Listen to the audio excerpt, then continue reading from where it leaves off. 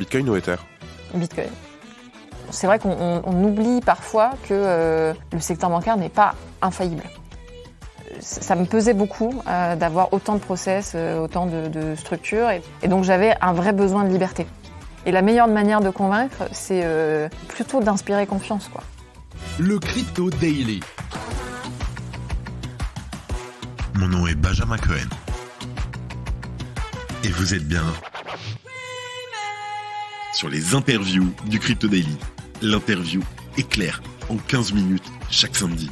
Découvrez un membre de l'écosystème Web3, ses projets, ses envies et bien sûr, la vision du futur. Bonjour Claire. Bonjour. Je te remercie d'avoir accepté cette interview sur le Crypto Daily. Tu travailles depuis environ une dizaine d'années dans le secteur de la blockchain et fais ainsi partie des précurseurs de ce jeune secteur d'activité. Je te propose de commencer directement cette interview avec la première question. Ok, allons-y alors. Est-ce que tu peux te présenter en 1 minute ? Ouais, écoute, ça fait un peu moins de 10 ans en fait que je suis dans la crypto, même si ça paraît vertigineux quand tu l'as dit comme ça, parce que c'est la première fois qu'on me dit presque une dizaine d'années. Donc moi je suis arrivée dans la crypto en 2015. Et à l'époque, il n'y avait pas grand monde. En fait, il y avait des geeks dans des meet-up, grosso modo. Et il y avait très peu de contenu en français. Et donc, on a commencé avec ceux qui sont devenus mes associés par la suite, par créer un site web qui parlait à l'époque, on parlait de la blockchain en français. Et on a monté en 2016 une boîte qui s'appelle Blockchain Partner, qui fait du conseil auprès des entreprises sur les sujets blockchain, crypto, Web3, enfin tout dépend de la sémantique qu'on utilise. En parallèle de ça, on a fait pas mal de lobbying, tu vois, on a formé des députés, des sénateurs pour la loi Pacte. On a participé à la création d'associations comme, alors c'était la Chaintech à l'époque, la DAN aujourd'hui, pour fédérer l'écosystème. Donc le cabinet est monté jusqu'à une vingtaine de personnes. Et puis on l'a revendu à KPMG, donc grande entreprise d'audit et de conseil début 2021. Et moi j'ai quitté KPMG il y a 6 mois maintenant. Et donc aujourd'hui je suis consultante indépendante, toujours sur les sujets crypto Web3. Quel est ton cœur de compétence ? Je dirais qu'aujourd'hui j'ai une expertise, mais qui n'est pas une expertise technique au sens où je suis pas ingénieur, je suis pas dev.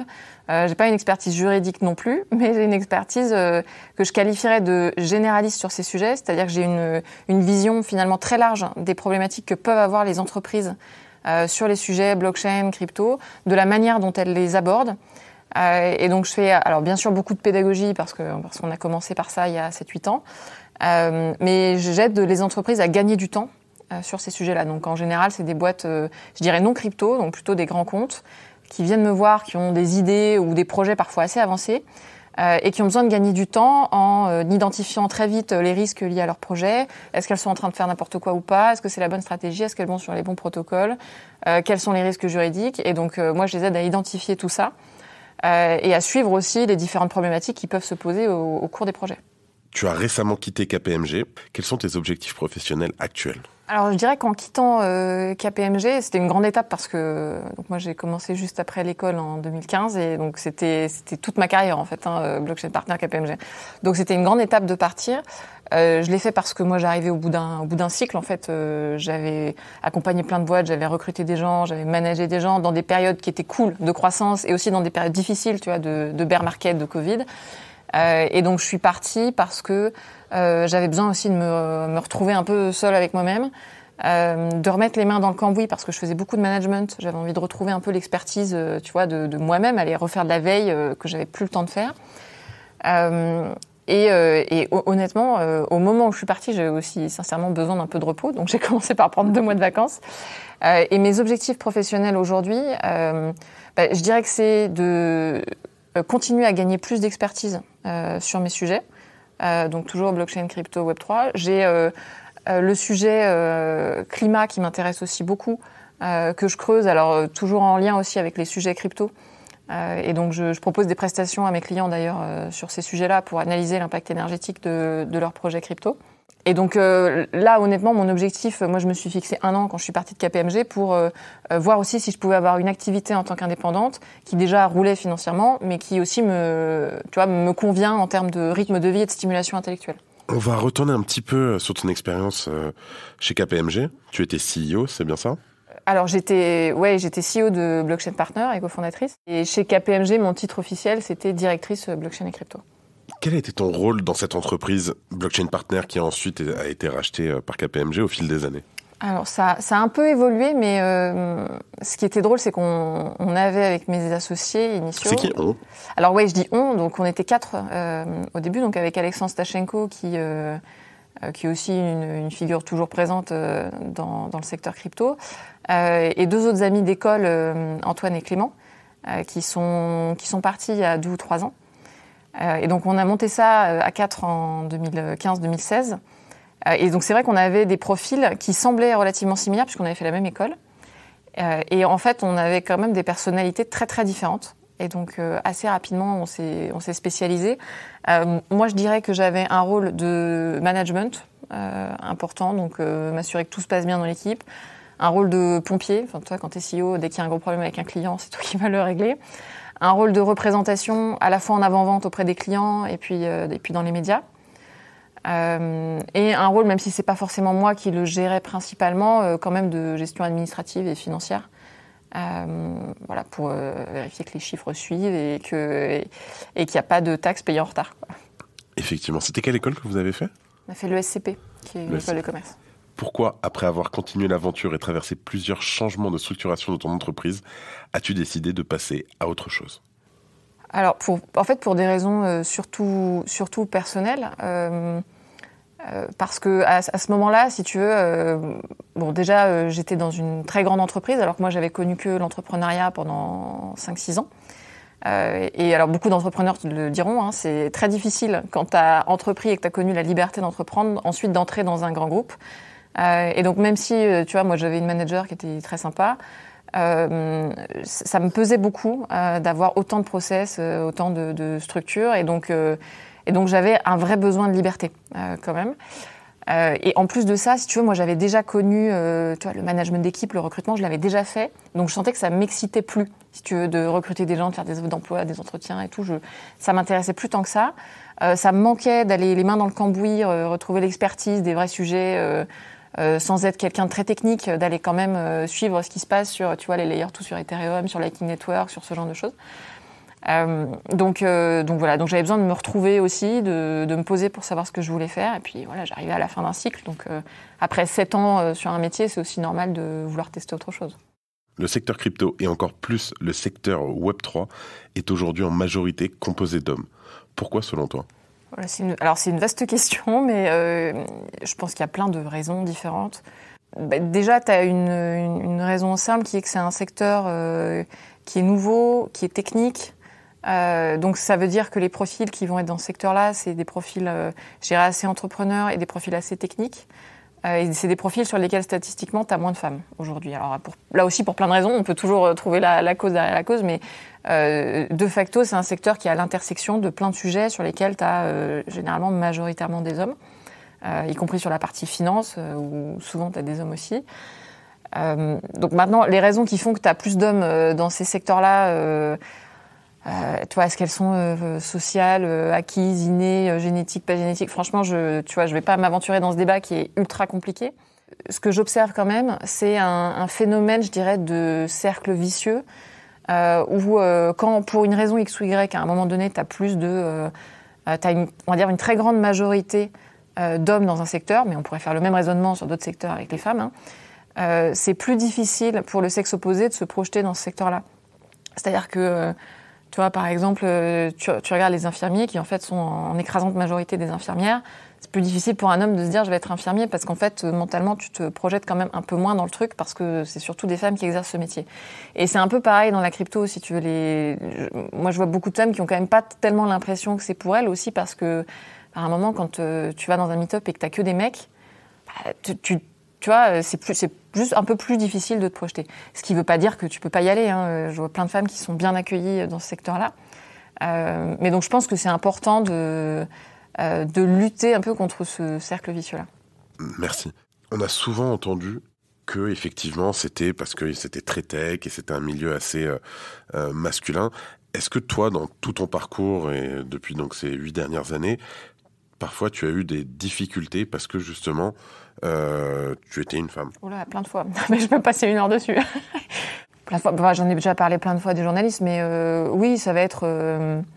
tu vois, c'est plein de gens qui m'ont dit, par exemple, tes associés sont super intelligents d'avoir mis une femme présidente, tu vois. comme si j'avais été placée là, tu vois, pour être plante verte. Ça va être la fois où j'allais sur un plateau télé où en fait j'étais avec des intervenants hommes et quand le régisseur est venu compter le nombre de personnes, il m'a pas compté parce qu'il pensait que j'intervenais pas et du coup il pensait qu'il manquait un intervenant. Enfin c'est plein de trucs comme ça, mais si tu veux je les ai pas toutes retenues parce qu'au bout d'un moment sinon tu vis plus quoi, donc tu fais avec, c'est pas très grave. De temps en temps tu mets un taquet à quelqu'un quand t'es vraiment énervé et puis voilà. Mais j'ai rarement vécu, tu vois, j'ai pas vécu par exemple, d'agression physique dans le cadre professionnel du tout. Et surtout, j'ai pas eu l'impression que les personnes du pur secteur crypto soient plus sexistes que les autres. Et d'ailleurs, la majorité des commentaires déplacés que j'ai eus, c'est plutôt de la part de clients ou dans le monde des médias. Et c'est pas spécialement des gens du secteur crypto. En fait, quand je suis allée dans des meet-up crypto, en tout cas, je parle de mon expérience perso, ça s'est toujours bien passé. Peux-tu nous raconter un échec au cours de ton parcours qui t'a profondément marqué ? Oui, alors en fait, l'échec principal, je pense, c'est la période Covid avec Blockchain Partner. Où en fait, nous, en plus, à ce moment-là, on commençait à discuter avec des racheteurs potentiels, donc notamment avec KPMG. Et c'est vrai que, bon, c'était pas de chance pour nous, c'était pas de chance pour plein d'autres boîtes aussi, mais le Covid est arrivé à un moment vraiment critique où nous, on avait plutôt besoin de montrer qu'on était une boîte en pleine croissance, dynamique, etc. Et en fait, du jour au lendemain, quand Macron a annoncé le confinement, si tu veux, quand on a vécu la même chose que plein de boîtes de conseil, c'est-à-dire qu'on a eu plein de clients qui ont appelé pour nous dire, en fait, nos budgets sont gelés. Et là, on peut rien faire. Et là, la prestation, on va pas la faire. Et donc, on a eu, en gros, en quelques semaines, on s'est rendu compte qu'on allait avoir la moitié de notre chiffre d'affaires en moins par rapport à ce qu'on espérait. Et donc ça a été super dur parce que, d'une part, en tant qu'entrepreneur, tu vois, au moment où tu es en train de réfléchir à vendre ta boîte, te prendre ça, c'est compliqué. Parce qu'il fallait qu'on gère l'équipe et qu'on annonce ces nouvelles-là à l'équipe dans un moment où on était tous en télétravail. Donc, tu peux pas voir les gens. Donc, si tu veux, t'organises des visios sur Zoom où tu es chez toi, dans ton micro-appart, en train d'expliquer aux gens que ça va pas. Et après, c'était long. Donc, ça a duré 2 mois, 3 mois de grosses incertitudes. Donc cette période-là, c'était, je pense, la plus difficile, où vraiment, moi, j'ai eu un sentiment d'échec sur plein de plans. Parce qu'on était moins heureux, parce qu'on ne pouvait pas sortir, parce que le management allait moins bien, parce que les chiffres allaient moins bien, et parce que ce qui devait être à ce moment-là une étape d'entrepreneuriat finale et sympa, se transformait en bazar innommable, quoi. Au final, tout s'est bien passé, c'est-à-dire qu'on s'est séparés de quelques salariés, mais on a quand même gardé la majorité de l'équipe. On a fini par faire enfin le deal avec KPMG beaucoup plus tard que prévu, mais on l'a fait. Et en fait, je pense que rétrospectivement, c'est la période dans laquelle j'ai le plus appris et dans laquelle j'ai le plus mûri. Mais c'était aussi la période que j'ai le moins envie de revivre, clairement. Effectivement, donc on a reçu plusieurs intervenants dans les interviews. Et souvent, c'est ce qui ressort, c'est que c'est dans les plus grandes tempêtes, au plus bas, où on apprend et on en ressort le plus grandi. Quel conseil donnerais-tu à quelqu'un qui veut se lancer à son compte dans l'accompagnement d'entreprises Web3 ?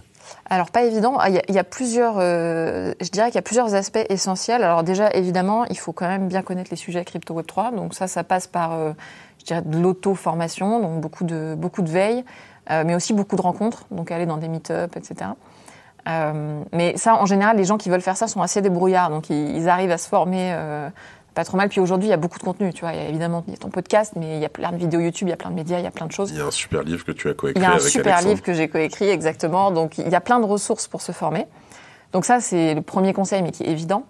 Le deuxième, ça serait sur le réseau pour aller trouver des clients. Alors ça, c'est ce qui me semble le moins évident si on n'a pas de réseau préexistant. Tu vois, en ce qui me concerne, j'ai passé 6-7 ans dans le conseil avec ma boîte, donc j'ai un réseau qui est déjà là, donc c'est facile pour moi d'aller trouver ça.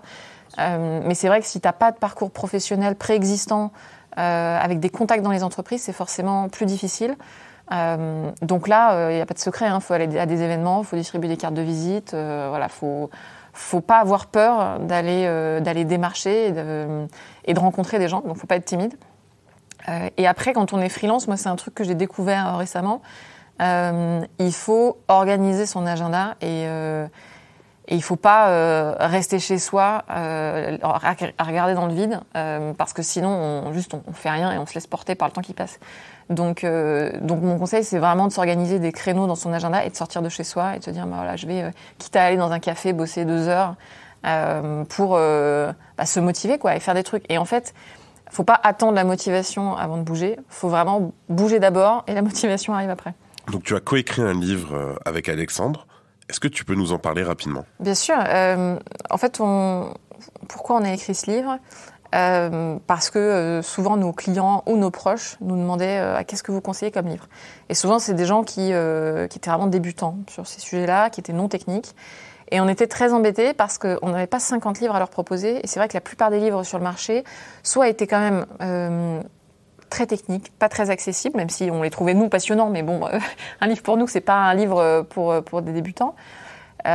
Soit c'était des livres pour débutants, mais très orientés trading. Pour dire, voilà comment gagner de l'argent, comment investir en crypto. Et donc, nous, ce qu'on aurait voulu, c'est un livre en français qui parle du pourquoi des crypto-monnaies. Du pourquoi Bitcoin, pourquoi Ethereum, c'est quoi les enjeux économiques, c'est quoi le secteur, c'est quoi les enjeux politiques, qu'est-ce que ça veut dire.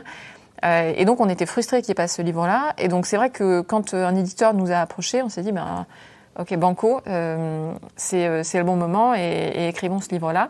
Alors, ça a été toute une épopée parce que écrire un livre, ça se fait pas en 2 jours.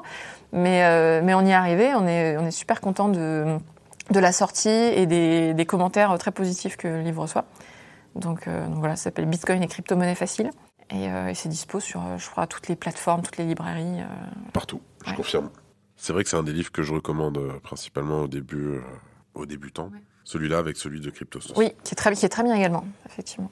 On va se focus maintenant sur l'actualité et l'avenir de l'écosystème. Donc on enregistre cet épisode, on est le 31 mars. Ouais, c'est vrai que sait-on jamais, il peut se passer plein de trucs dans les 3 jours qui viennent. Est-ce que l'écosystème tel qu'il est aujourd'hui va bien ? Oui, alors je dirais oui, parce que j'ai vu des moments bien plus compliqués. Tu vois, quand Terra Luna s'est effondré ou quand FTX s'est effondré, on avait quand même beaucoup plus de craintes qu'aujourd'hui. Et surtout, je trouve qu'on a un secteur qui est très résilient, finalement. Alors, il peut toujours y avoir des événements graves qui se passent et qui empirent la situation. Donc évidemment que si demain Binance se casse la figure, je dirais peut-être pas la même chose, mais honnêtement, on est quand même dans un secteur où aujourd'hui, tu as beaucoup d'acteurs, tu as beaucoup de protocoles différents, tu as beaucoup de projets différents et surtout, il y a énormément de gens talentueux qui ont rejoint le secteur. Et donc ça, moi, ça me rend optimiste pour la suite parce que je me dis, même si il y aura des problèmes, de toute façon, il va y en avoir, même s'il y a des problèmes, le secteur saura se relever. On voit aujourd'hui que les États, quand même, commencent à se mêler un peu de ce qui se passe, et c'est normal, et c'était attendu. Et donc c'est vrai qu'on a l'impression, quand on écoute les communications des entreprises, que c'est dramatique qu'il y ait une régulation, mais en fait, on savait que ça allait arriver. Donc il n'y a pas de grosse surprise pour moi. C'était évident que les États-Unis allaient finir par réguler. C'était aussi évident que les influenceurs allaient finir par être régulés. Hein. Je suis désolée de le dire, mais on le voyait quand même venir. Donc moi, je ne suis pas particulièrement inquiète aujourd'hui. J'en profite pour poser la question de Joachim. Les facteurs inflation, guerre, instabilité sociale, menaces sur le système bancaire et politique des banques centrales sont-ils des catalyseurs pour le développement des cryptos ? Bonne question. Je dirais que ça peut être un catalyseur pour l'utilisation de certaines cryptos. C'est-à-dire que, évidemment que par exemple, il va y avoir une plus grande tentation d'utiliser Bitcoin quand tu es dans un système politico-économique qui ne va pas bien. Donc dans ces situations-là, les cryptos vont jouer leur rôle de contre-pouvoir. Donc oui, d'une certaine manière.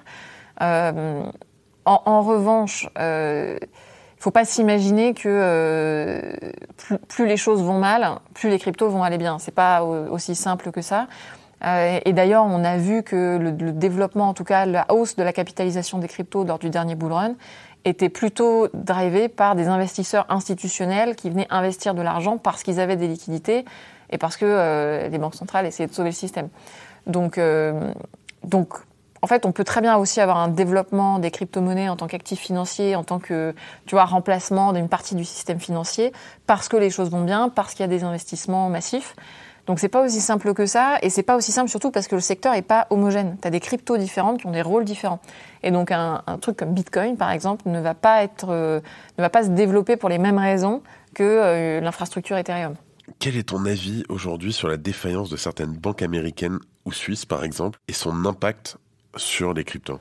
Alors, je connais pas avec précision les dossiers sur les raisons qui font que ces banques ont fait faillite. Enfin, j'ai suivi, mais si tu veux, je suis pas du tout experte du secteur bancaire, donc mon analyse sera pas forcément très précise.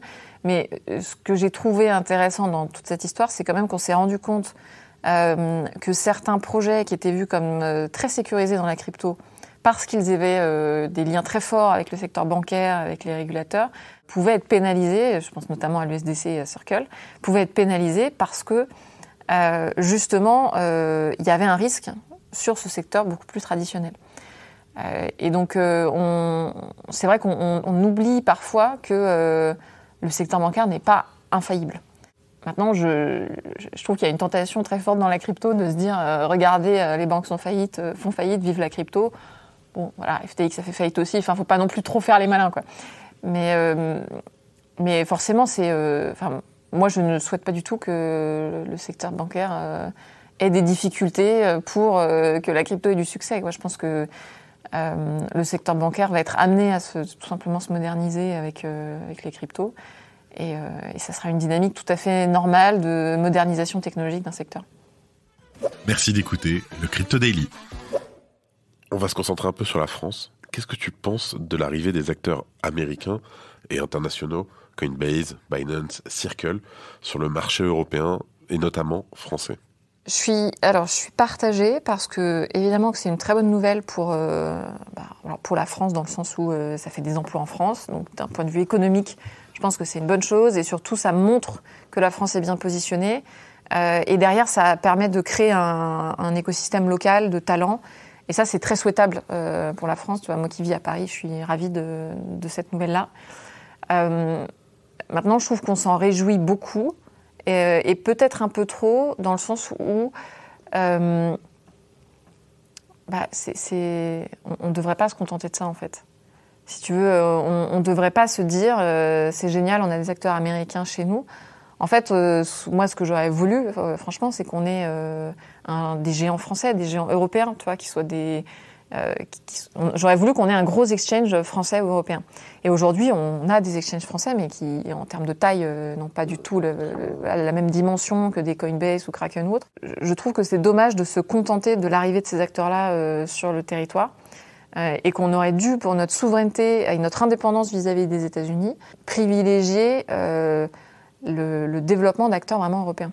Tu aurais voulu, comme on a un Ledger, comme on a un Sorare, avoir peut-être un Paymium qui aurait pu exploser, avoir un... Oui, c'est ça, avoir un exchange français qui atteint la taille d'un Kraken, d'un Coinbase, d'un Bitstamp, exactement. Je pense que ça aurait donné du poids à notre pays et surtout, ça nous aurait donné un énorme atout en termes de souveraineté. Parce que si tu veux Coinbase, même s'ils ont un siège en France, par exemple, imaginons. En fait, demain, s'il y a un problème avec Coinbase, on aura des recours auprès des régulateurs français, c'est super. Mais si on a des problèmes géopolitiques plus importants, Coinbase, ils vont choisir les États-Unis. Sauf si les régulateurs américains poussent encore le bouchon trop loin. Mais après, Coinbase n'est pas français aujourd'hui. Pourquoi la France n'a pas réussi à avoir un exchange aussi important ? Alors pour un ensemble de raisons qui sont, à mon avis, tant financières, c'est-à-dire qu'il y a moins de fonds qui sont investis. Enfin, tu regardes les startups, quand elles atteignent un certain niveau, elles vont lever des fonds aux États-Unis aujourd'hui. Donc il y a effectivement, je pense, un manque de financement. En tout cas, il y avait un manque de financement à une période qui était critique pour le développement des exchanges, mais à une période où la crypto était vraiment un truc de niche. Et donc, il n'y avait pas de fonds qui finançaient vraiment ça en France. Il y a, pour moi, tout un enjeu autour des obstacles administratifs. Moi, j'ai beaucoup parlé à un certain moment de la fermeture des comptes bancaires, par exemple, qui ont retardé le développement des exchanges et qui, surtout, ont découragé, en fait, des entrepreneurs. Et qui, plus que les ralentir, les ont rendus honnêtement aigris, quoi. Et je les comprends, parce que quand tu te fais fermer 3 fois ton compte bancaire, En fait, t'as plus envie, t'as l'impression d'être un paria, et donc tu te projettes plus dans le développement d'une énorme entreprise qui va scaler.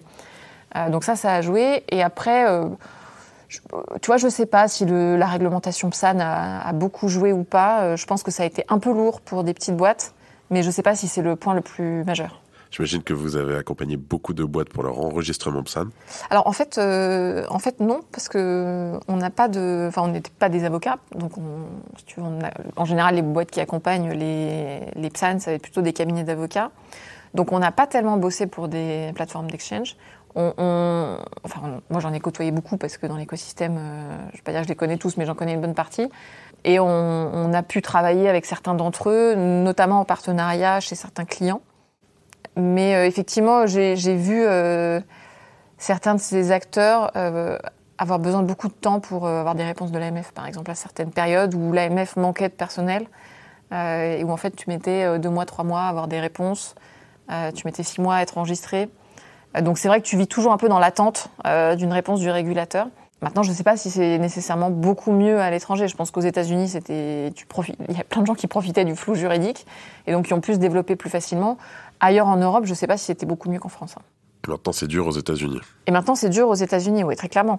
Le paradoxe aujourd'hui, c'est que les gros acteurs, en fait, sont plutôt contents de la réglementation européenne, qui est certes stricte, mais qui est stable. À un certain stade de ton développement, tu as envie d'une réglementation qui soit surtout stable. Tu peux investir les moyens dans ton service juridique pour gérer ta conformité.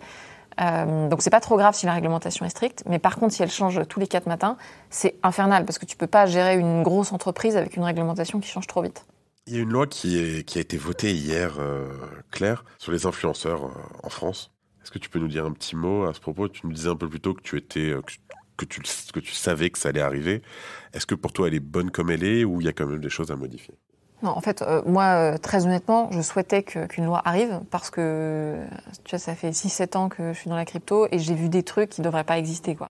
Donc c'est très bien qu'il y ait une loi, honnêtement. Maintenant, comme à chaque fois, quand il y a une réglementation, il y a toujours une forme de panique dans le secteur de se dire est-ce que ça va pas aller trop loin, est-ce qu'on va toujours pouvoir avoir un job, hein, parce que c'est quand même ça l'enjeu aussi, c'est les emplois qui sont derrière. Et donc, comme à chaque fois, c'est une question de mesure, de proportion. Le texte actuel de ma compréhension interdit carrément aux influenceurs de travailler avec des boîtes qui ne sont pas agréées PSAN. Donc, en fait, ça t'interdit de bosser avec tous les acteurs PSAN aujourd'hui. Moi, j'ai pas bien compris si, par exemple, tu allais pouvoir bosser avec un ledger, avec un Sorare qui ne sont pas PSAN, mais qui n'ont pas forcément vocation à être PSAN. Donc, il y a beaucoup de choses qui sont pas clair pour moi. Et en plus, je comprends que le texte n'est pas définitif. J'ai vu que Stéphane Vogetta, qui est un des députés qui avait travaillé dessus, tweetait des choses, je ne vais pas dire rassurantes, mais essayait de dire voilà, le texte doit encore passer au Sénat en commission mixte paritaire, donc à voir. Tu vois, j'ai pas non plus envie de commenter outre mesure un texte qui n'est pas définitif. Un peu de calme, quoi. C'est pas, pour toi, c'est pas la fin du... Après, en fait, moi, je fais pas de l'influence, donc forcément, je suis pas concernée directement par ça. Donc, si tu veux, moi, égoïstement, mon modèle économique va pas changer avec cette loi. Mais c'est vrai que ça pose beaucoup de questions pour plein d'acteurs dont le modèle économique en dépend. Donc, forcément, les influenceurs, mais aussi plus largement tous ceux qui créent du contenu pédagogique, tous les médias qui font des articles sponsorisés et qui dépendent de ça simplement pour vivre. Donc, moi, mon inquiétude, c'est est-ce que, tu vois, à un niveau collectif, je dirais, hein, au niveau du secteur, on va avoir encore suffisamment de contenu pédagogique en langue française, parce que c'est ça quand même qui compte, si cette loi passe telle qu'elle, tu vois, est-ce que ça va pas mettre en danger économique tous les acteurs qui produisent du contenu? On espère que non. Je tiens à rappeler qu'aujourd'hui, que c'est comme ça qu'on subvient aux besoins, par exemple pour le Crypto Daily. Dans tous les cas, il nous reste un peu de temps. Comment convaincre ses proches de l'intérêt des crypto-monnaies? Est-ce que tu as une to-do list? Alors déjà, la question c'est pourquoi tu veux convaincre tes proches de l'intérêt des crypto-monnaies? C'est-à-dire que tu vois, tout le monde n'est pas obligé de s'intéresser aux crypto-monnaies. Et c'est marrant parce que moi, je vois beaucoup de gens se poser cette question en se disant comment je peux expliquer à mon père, ma mère, mes grands-parents pourquoi c'est important les cryptos. Mais moi, j'ai envie de leur dire, mais laisse-les tranquilles, quoi. Mais parce qu'ils me prennent pour un fou. Parce que Voilà. ma famille me prend pour un fou, il faut que je leur explique. Voilà, non mais donc en fait, le vrai sujet, c'est pas leur prouver l'intérêt des crypto-monnaies. Leur vrai sujet, c'est expliquer ce que tu fais et arrêter de passer pour un fou. En fait, c'est plutôt ça. Et si tu veux, je pense que le premier truc, c'est de pas essayer de convertir les gens. Tu vois, c'est pas, on n'est pas là en mission pour, tu vois, ramener des gens chez les témoins de Jéhovah en disant la crypto c'est génial. En fait, la vérité, c'est que vos proches, ils ont juste envie de comprendre ce que vous faites vous. Et vous n'êtes pas obligé de les convaincre qu'il faut qu'ils vous rejoignent dans l'aventure. Donc déjà, adopter une posture d'humilité, juste expliquer ce que vous faites. Et après, sur l'intérêt des cryptos, c'est simplement arriver à expliquer d'un point de vue pédagogique ce que c'est. Mais j'ai envie de dire, expliquer ce que vous y trouvez. Parce que vous serez plus passionné et donc plus intéressant si vous expliquez ce qui vous passionne vous. C'est-à-dire que si vous êtes développeur, par exemple, vous n'allez pas dire la même chose que si vous vous intéressez à l'économie ou si vous vous intéressez à l'art. Donc prenez un angle qui vous intéresse vous et creusez ça. Moi, en fait, je fais beaucoup de formations, donc j'aborde souvent le sujet de la self-custody, du transfert de valeur, des enjeux politiques aussi, parce que moi, c'est ça qui m'intéresse. Mais voilà, si vous adorez l'informatique, que vos parents sont dans l'informatique, prenez-le par l'angle technique et ça va être intéressant. Merci. Si tu pouvais modifier une chose dans l'écosystème blockchain, qu'est-ce que tu changerais aujourd'hui ? Franchement, la toxicité de certains sur les réseaux sociaux. Franchement, j'en peux plus, quoi. En fait, moi, j'ai de la chance, j'ai l'impression que les gens m'aiment bien, donc je suis contente. Mais honnêtement, il y a des trucs qui sont pas acceptables, tu vois. J'ai pas envie de parler des eurodéputés que j'aime pas, mais franchement, il faut arrêter d'harceler les gens, il faut arrêter d'insulter les gens, il faut arrêter de faire des mèmes. En fait, c'est nul, quoi. C'est pas drôle, c'est blessant. Moi, ça me fait pas du tout rigoler. Et donc, moi, c'est ça que je changerais parce que je pense que ça, si ça change, on arrêtera de passer pour un secteur d'ahuri, quoi. Parce que c'est ça aujourd'hui. Il y a plein de gens qui prennent les cryptos pour un secteur d'ahuri, juste parce que t'as 500 débiles sur les réseaux sociaux qui se créent des comptes anonymes et qui vont insulter les gens qui comprennent pas la crypto. Effectivement, je suis d'accord. On avait une question qui n'était pas prévue que je te pose, mais vu qu'on en a parlé, comment tu fais pour garder ton calme pendant certains débats, avec notamment certains eurodéputés qui, en face, sont un peu difficiles ? Non, mais déjà, je suis une personne calme de nature, donc ça aide. Si tu veux, moi, quand je suis vraiment très énervée, mon réflexe, c'est plutôt d'être en maîtrise de moi-même et de rester calme. Là où il y a certaines personnes dont le réflexe, ça va être justement de faire sortir toutes les émotions. Moi, mon réflexe, c'est plutôt de les intérioriser pour surtout pas faire de conneries, quoi. Donc bon, il y a une question de personnalité. Puis après, il faut bien se rendre compte que quand tu es dans un débat médiatique, tu as des journalistes à côté de toi, tu as des caméras, tu as un gros micro devant ta tête. Donc tu as quand même une certaine pression qui fait que tu n'es pas au bar PMU et tu n'es pas en train de débattre avec tes potes et de pouvoir raconter n'importe quoi. Donc il y a une pression naturelle qui existe aussi. Et après, moi, de toute façon, je suis convaincue que si on énerve, si on est clivant, si on énerve la personne en face, ça fait pas avancer le truc. Et la meilleure manière de convaincre, c'est plutôt d'inspirer confiance, quoi. Et on inspire confiance en restant calme. Quel est selon toi, et ce sera la dernière question, quel est selon toi le Web3 de demain ? Franchement, si je savais, je vendrais beaucoup de missions. Non, mais... Ou du moins un Web3 utopique, c'est quoi ? Un Web3 utopique, toi, c'est un Web3 qui est beaucoup plus utilisé. Aujourd'hui, tu as des questions d'expérience utilisateur qui freinent beaucoup les usages du Web3. Donc pour moi, une des clés, par exemple, c'est des portefeuilles beaucoup plus utilisables, beaucoup plus accessibles. Tu vois, donc typiquement des trucs où tu n'as pas ta phrase de 24 mots à gérer. Les derniers... donc les dernières 43, modifications, exactement, le IP... j'ai plus le numéro... 44, 43, non ? J'allais dire 1437. Enfin, on n'a plus le numéro... 1443. 1443, voilà. Donc ça devrait permettre des améliorations, mais je pense que tu as des critères comme ça du X qui vont être vachement importants pour que le Web3 soit plus accessible. Et pour moi, un Web3 utopique, c'est celui qui va vraiment permettre de retrouver de la souveraineté sur sa donnée et de retrouver une forme de vie privée dans le numérique qui est devenue impossible aujourd'hui, à moins d'être bon technicien. Donc ça serait, je pense, important, notamment au vu des dynamiques qu'on voit aujourd'hui, à la fois du côté du secteur privé, alors je peux en parler des GAFA, mais aussi au niveau des États qui ont accès à de plus en plus de données. Et donc je pense là-dessus que tu vois, notre secteur a un rôle vraiment important à jouer. Et après, moi, ce qui m'intéresse beaucoup aussi, c'est toutes les dynamiques de concurrence monétaire et de voir finalement si demain on sera tous en train d'utiliser de l'euro, si oui, sous quelle forme, est-ce que ce sera un stablecoin ou pas, est-ce qu'on aura d'autres monnaies alternatives dans nos portefeuilles. On voit qu'il y a beaucoup d'États qui veulent lancer des MNBC, qu'il y a certaines zones géographiques qui veulent faire des monnaies communes de nouveau. Donc j'ai pas de vision utopique de ce que ce serait, mais j'ai le sentiment qu'on s'oriente vers un monde où il va y avoir beaucoup de mouvements sur justement cette partie monétaire. Claire, merci beaucoup. On passe aux petites questions éclairs. Ouais. Très rapide. Bitcoin ou Ether? Bitcoin. Custodial ou non custodial? C'est quoi cette question non custodiale, évidemment. Il n'y a pas de débat. On demande, sait-on jamais, Gary Gensler ou Aurore Laluc? Non, je ne vais pas répondre à cette question. Je trouve que c'est... Podcast ou newsletter? Podcast. Moi, j'aime bien l'audio.